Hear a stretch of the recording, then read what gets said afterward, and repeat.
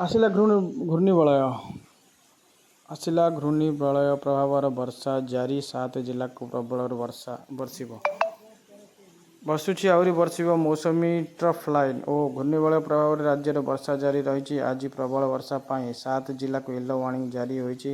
ମାଲକାନଗିରି, କୋରାପୁଟ, ନବରଙ୍ଗପୁର, ସୁନ୍ଦରଗଡ଼, ଝାରସୁଗୁଡ଼ା, ବରଗଡ଼, ସମ୍ବଲପୁର ଓ ଦେବଗଡ଼ ଜିଲ୍ଲାକୁ yellow warning ଜାରି ରହିଛି।